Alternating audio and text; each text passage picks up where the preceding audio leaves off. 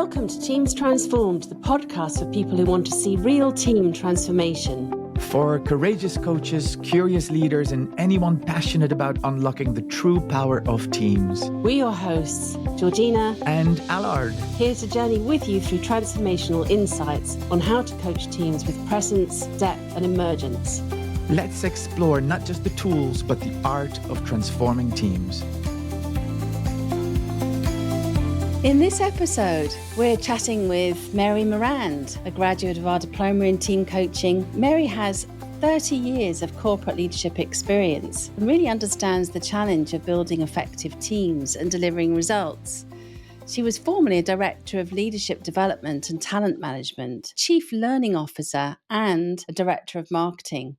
In this episode, what really comes to the fore is trusting the process and trusting ourselves. I hope you enjoy the episode. Hello. Hi, everyone. Hi, Mary Morand. Hello. Good to be with you. Good to see you. Yeah, really looking forward to our conversation today, Mary. Thank you for joining us here. Thank you for having me. Where are you at today, Mary? I'm in Cincinnati. Yes. Winter started in Cincinnati? We know it. We have our moments. It gets cold and then it gets warm again. This is natural here. Well, like Georgina said, thank you so much for joining us for this series of podcasts that we've called Moments of Emergence. You know, it'll come as no surprise to you that this conversation in and of itself is rather emergent. The only thing that we know as we start these conversations is that we're going to be talking about moments of emergence, but anything after that is generally a great learning experience for all involved. Lots of insights generated, but never know exactly where the conversation is going to go, and we enjoy that. We enjoy that side of things, as you know. So I would say we thrive on it. I think I don't know how to do it any other way. I don't think anymore. And so it feels good and natural, and wonderful things evolve, right?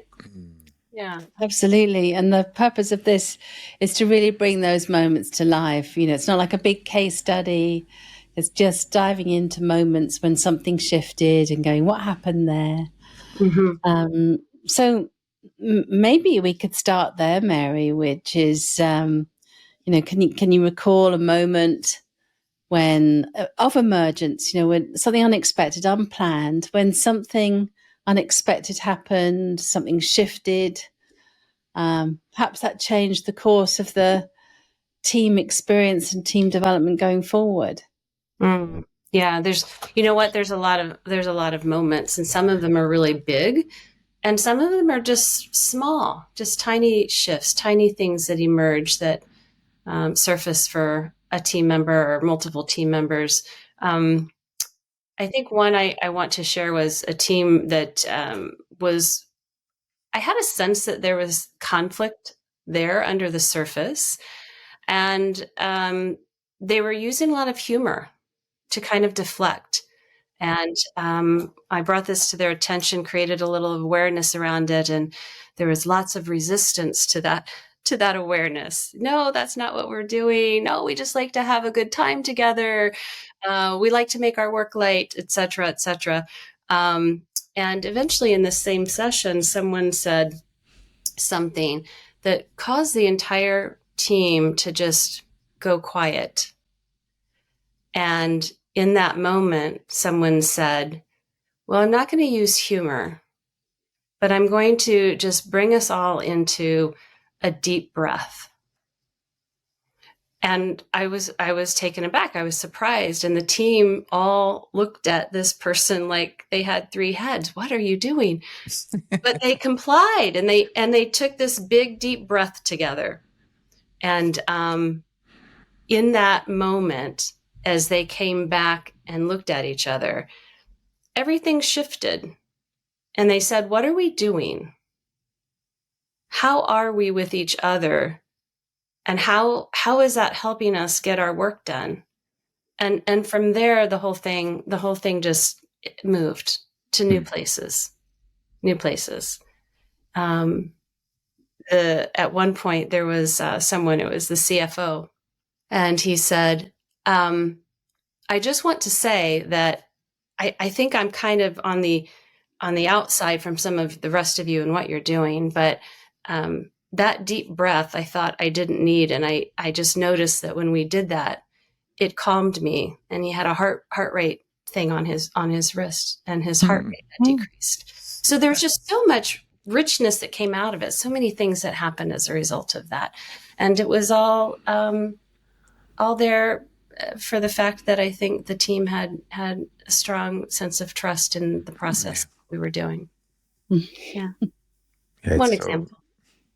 Yeah, there's so much in there. And the first thing that stands out for me is that, so the story kind of starts with you noticing something and naming something, because you were sensing that maybe they were deflecting by means of banter. You threw that out there. It didn't get much traction, right? Apparently. Well, it got resistance, is what it got. It's got resistance. No, that's but still, that must have laid the ground for what happened afterwards. Yeah. So even if it was resisted, even if it didn't have I was going to say it didn't have the intended impact, it goes to show that you just never really know. Mm-hmm. And so your reaction might have been one of, oh God, why did I say what I said? Clearly, they're resisting it now, and all this is just going to create more resistance, and we're going to have a horrible time together from here on. It laid the ground. Yeah, and I think there was something that happened as team members were responding to that. Some of them with some what appeared to be real resistance. Others maybe not. It opened the door for that other team member to come forward and say, "I've had enough," and they came forward in a way to say, "Here's what I'd like for us to do." Mm-hmm. And for them, it was to bring people into a sense of their body. Take that deep breath that cleanses, gives us time to think. And I wouldn't have done that with the team. It was, I mean, that in that moment where I'm thinking, oh, there's a lot of conflict here and there might be some deflection going on. My natural next thing wouldn't be to take them into a centering, embodied kind of experience. But the team member did. So what was beautiful about it, I think, is that how it opened the door for others in the team. Yeah. Yeah. And they worked together then. They were working together. They were in contact with each other in a way that they hadn't been before. Yeah. Yeah. So the team member was able to influence the team rather than that influence coming from the coaches. Yeah. And see how the team members responded to that or didn't respond to that. In this case, they did respond to that. Mm-hmm. And then the finance director commented on it later and the impact of that. And I imagine that the team throughout that are absorbing that, the subtleties of that information. Oh, I can influence this team. I don't have to wait for a coach, a facilitator, a leader to change the process, to change the dynamic, to initiate that change. And that's quite game changing for a team, especially when more team members start doing that.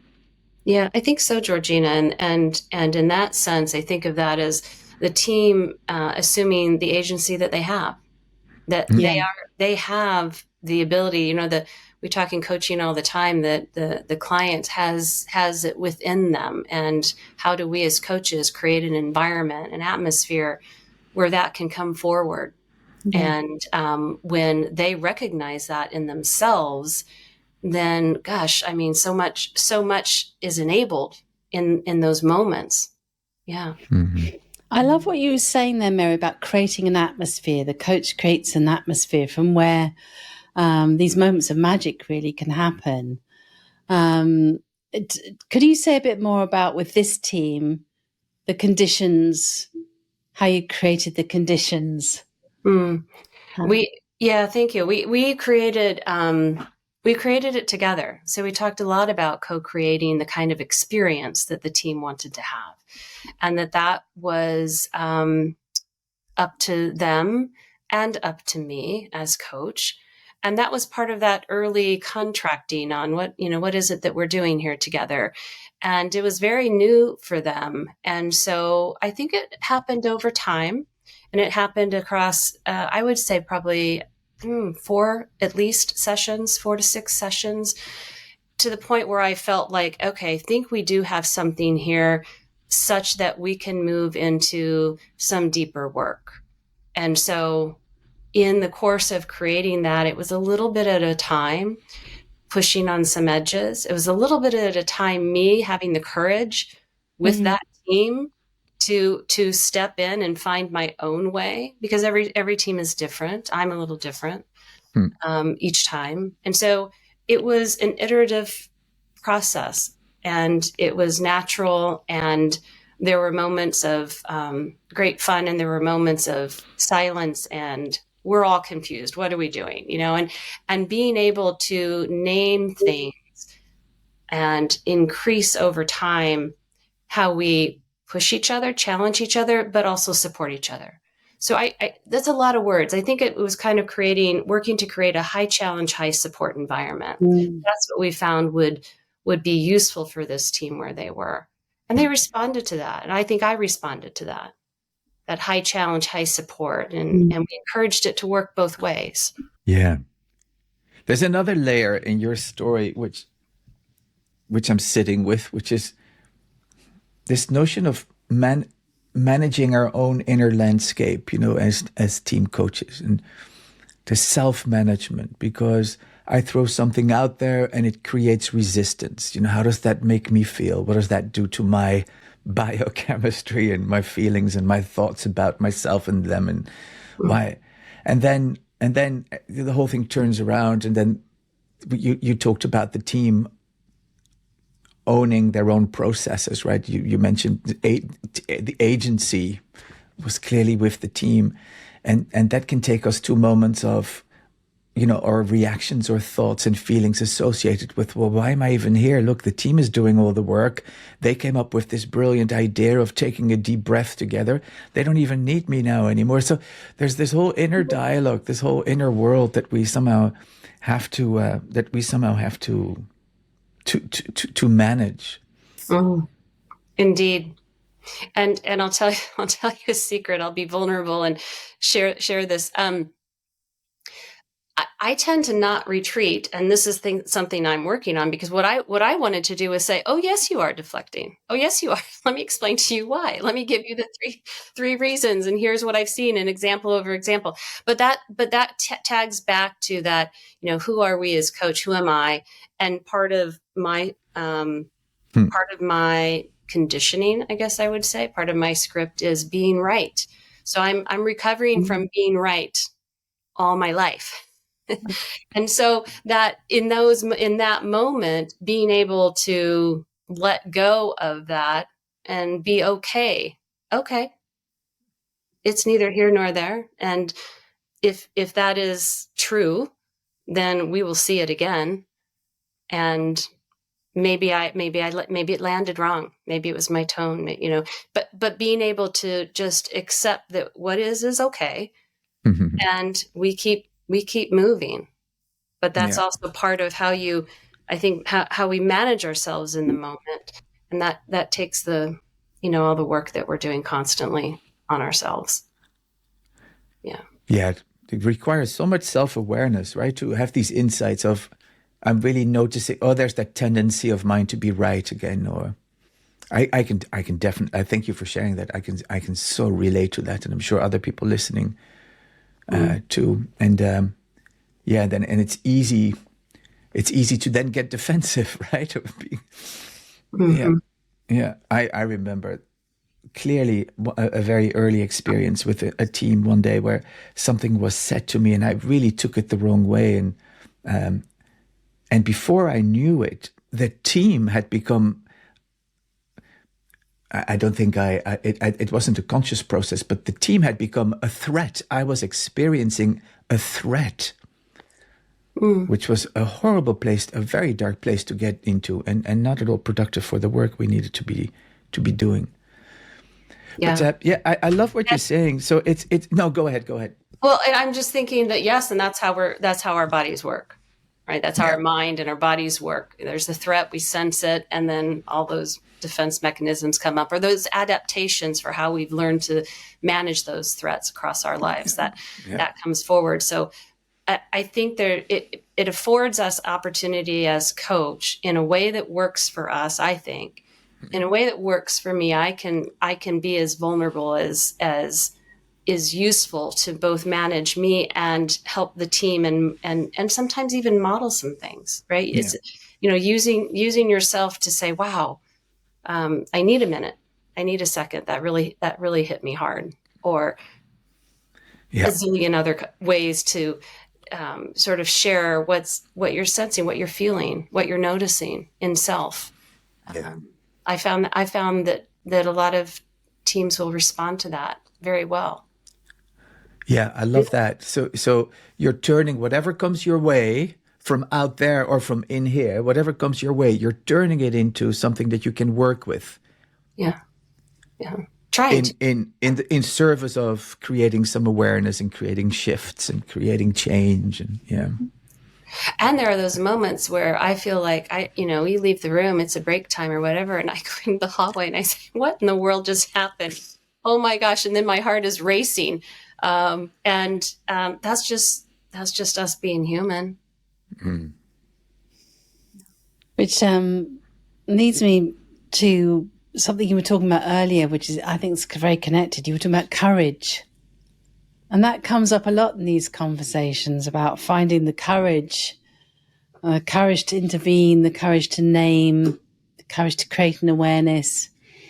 How do you find courage, Mary? Are there particular embodiment practices or mantras that run through your mind? How do you source courage in yourself? I think there's a couple mantras that I have, and one is, let me see, maybe two or three, maybe. One is it's all data. Whatever happens, it's just information for us to use.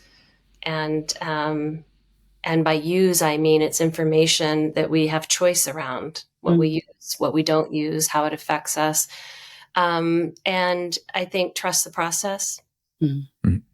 Knowing that, I think there is an experience I had a long, long time ago. It's probably 25 years ago. And at the time I was involved in running some executive development programs. And we were working to help leaders change things in the organization. And it was very organic. And what they wanted, which is not different than what we have in teams today, was an exact way to do it. Tell me what you want me to do in this exec development program, and I'll go do it, because that's what I do. I'm a high performer, and I'll get it done. And it was designed such that we didn't have the steps. That was for you to go and figure out. And so that was one of those early formative experiences that helped me begin to get comfortable in letting go, and not owning things, and not having to, I don't want to say dictate, but have all of the answers, right? Yeah. So I think that helped. That's where I learned trust the process, because there were moments that I really wanted to define it. Yeah. So it's all data, trust the process. And I think that probably also embodiment, Georgina, being able to take some deep breaths, which I do pretty routinely, and being able to go into nature. I love doing that. And when something is happening, stepping outside. It's easy when we do this work, especially if we're in corporate spaces where I am, to be inside these, big places and big marble floored buildings and things. And sometimes you just have to go outside and find yourself again. And that helps. I like how you put that, find yourself again. Yeah, it's very visual for me, that getting disconnected from self, having to reconnect in order to be able to be fully present and energetically available for the work. And I think that requires enough compassion, as you say, to be able to say to the team, I need a moment. And to ask for what you need, as well as at times ask what the team needs. Here's another mantra. This idea of don't leave your post. Don't leave your post. And and to me that's linked to the question of why am I here? Why am I here with this team? What really is my role here? What's my post? You know? What am I here to guard or to envision with them or to make possible? Yeah. And it's not, I'm not here to make sure that everything is going smoothly and is going the right way. So when it's not going smoothly or it's not going the right way, I don't have to leave my post. I can still be there. Or I'm not here to be liked. So even when they're clearly not liking me or when they're not liking the process, I'm not going to leave my post. Or I'm not here for every intervention to land. Because if I go by that, if I think that any of those and others is why I am here, I'll leave my post real quick when it's not living up to my own expectations, I guess. But well, and that can tap into, your tendency, and maybe the tendency is to move away when that happens, shut down in some way. I think of it. I love that. Don't leave my post. And it reminds me of not only courage, but also, what is my job? My job is not to be part of the team. My job is not to be their friend. My job is not really to get the next gig, although that's probably always on our minds. There's that performative piece of our, is this valuable to them, or is this working? And I think that you get a payback when you see what the team's able to do, and in off moments, having team members say things about what you've done or about 3 sessions ago, and it comes out in all kinds of interesting ways. Things like, well, I know what you're going to say, Mary. So, and I don't say anything. I'm just sitting there. I know what you're going to say. I know what you're thinking, as they continue to process, and then team members come in and help them. And it's just wonderful. Like that's such a great return on the investment of knowing yourself and being authentic and knowing and doing your job as coach. And the qualities you've brought forward there, knowing yourself, being authentic, being clear on what your job is as a coach. I think there's a real parallel there in my work with teams to what I'm inviting them to do, to know themselves, and to find a language around that, to connect with each other in an authentic way, to really make deeper contact with each other. And to name what needs to be said in order to do the work of being more effective and more collective, more generative as a team. I think you've used the word role model before in the conversation today. I find role modeling very powerful. You're going to be the change that you're wanting to evoke in the work. Yes. Yes. It's especially fun, I think, that modeling when you're working with another coach. And so when I'm working with my coach partner, that modeling of how you interact together. And I know you and Allard, Georgina, do a lot of work together. And of course, you're doing the work that you're doing with the team coaching studio. And so you have this deep experience together, and you kind of know how each other goes, and you can understand by the exchange of a glance or what's said, not said. And when teams see that kind of, what do I want to say? Kind of what good looks like. They can see that they notice disagreement, and we disagree with the team, in front of the team. And we say, is it this? Is it left? Or is it right? And I think this, and what about this? Okay, team, what do you want? Yeah. And when they see that, they go, wow, there's a whole nother way of being. Yeah. And it opens doors. Yeah, this idea of modeling effective relating. So how can we disagree on something? How do we go about not knowing the answer to something? Yeah. This will I don't know if this will come across as a pat on the back of my own back or not, but we recently had an experience, and the session was over. We were all ending, and we were discussing, my partner and we were discussing something, I don't remember, something that was coming up and that we needed to take care of. Didn't realize that there were other people around. And as we finished and we're packing up, bringing the backpack on the back, and somebody stopped and they said, "Are you guys for real?" And we were like, "What? What do you mean?" "Well, are you always like that together?" And we started laughing. We were like, "Well, yeah." Because it was I just saw you do something natural that was about you, and you guys weren't doing something with us.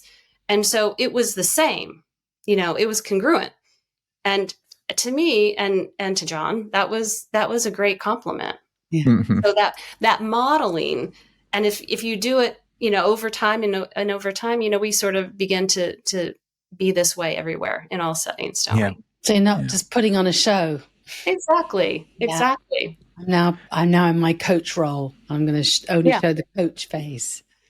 Right. So, living the work. I think we do live the work, and becomes part of our life and our relationships and the way that we want to be in the world. That's a practice in itself. Yeah.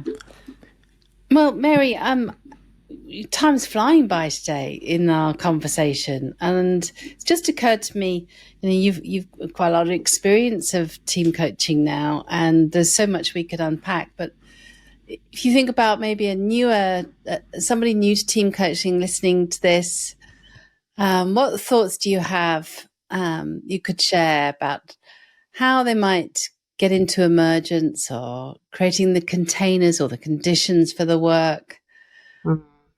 What do you think is one of the biggest things you've learned that might be helpful to share? I don't know if I can give you one. So let me just rattle for a second. But I think it's patience with yourself. I think definitively you must practice. You must try it. And I think of it as a timeline, a crescendo. And as you do it, you can do a little more, and then a little more, and a little more. And so even if that means, you are operating in a way that historically has been how you've always operated, maybe you're using lots of materials in your planning sessions, but you want to operate more emergently, then just find a place to do that. Look for the windows where you can do that, and trust yourself. Because I think what's wonderful that we learn as coaches early on, if we, in our coach training, is that use of self, that ability to take what you know and then use it in service of your client. It is there, but because we've been doing that in ways that are maybe have become routine or prepackaged or what have you, we don't see them as much, but they're there. And if we can just remove that box, if we can set aside and say, I'm going to leave 2 hours in this agenda or in this time with the team, just to allow something to happen. I think that's it. Patience and a little bit at a time, and you'll find your way. Thank you. I think that's great advice. Yeah, don't throw away everything that supports you. Don't throw away all the structure and all your tools and everything out the window in one go, unless you really want to jump off a cliff and see what happens. It's perfectly okay just to do it a little bit at a time. Yeah. And the other thing I thought was, I think it was Malcolm Gladwell, wasn't it, who said something about, it takes 10,000 hours to master something. I honestly don't think there's a way of really mastering the art of team coaching in a few sessions or a few teams. It may take a decade or more to really find yourself and find your skin and find your confidence in your practice, depending on how much team coaching you're doing. Same with one-to-one coaching. You know, when I was doing my mentor coaching for my ICF MCC, it took me 10 years. You know, looking back now, I don't know where I was most of those 10 years and why it took 10 years, but that was my journey. You know, I got stuck on some of the competencies and nuances of coaching. I just got stuck on them and couldn't shift for ages. So, you know, my encouragement would be, coaches, don't be hard on yourselves. Give yourselves time to learn and to keep practicing at that learning edge, and eventually you'll break through wherever you find yourself getting stuck and find a whole new level. And it's a practice. Yeah. Definitely. It's a journey. It's a practice. It's a journey. But it's so rewarding, the work that you're able to do and where you land, even as a human, as a person, it's deeply transformational as an individual, but it also is of so much more value to the world, to the teams that are out there who desperately need the help. So, and I'm happy to be a part of that in my own little corner of the world. And I want to thank both of you guys. You do great work. So thank you for helping all of us in the team coaching journey. We learn from each other, don't we? Yeah, we do. Well, look at that. Our time is up. But I was blown away when I look back at the end of 30 minutes, and I kind of look back and I go, well, look at this. There was a conversation that I didn't even know that didn't exist half an hour ago. There was a conversation that wanted to come into being, and look at the three of us midwiving it into being, into existence. So thank you so much, Mary, for being here today and making that possible. You are very welcome. Thank you. It was fun. And maybe you'd like to come back sometime in the future, Mary, and bring John with you, your co-coaching partner. Oh, absolutely. That would be double trouble. Double trouble. I like the sound of that. Double trouble and loads of fun. It's a yes. We love you, John, if you're listening to this.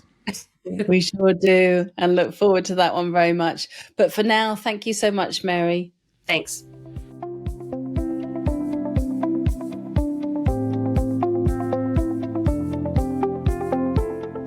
Thanks for joining today's journey of Teams Transformed. If this sparked a new insight or a deeper question, we invite you to sit with it, not to solve it, but to let it unfold. For resources, community, and reflection prompts, visit teamcoachingstudio.com. Until the next time, stay present, stay curious, and keep leaning into the art of emergence.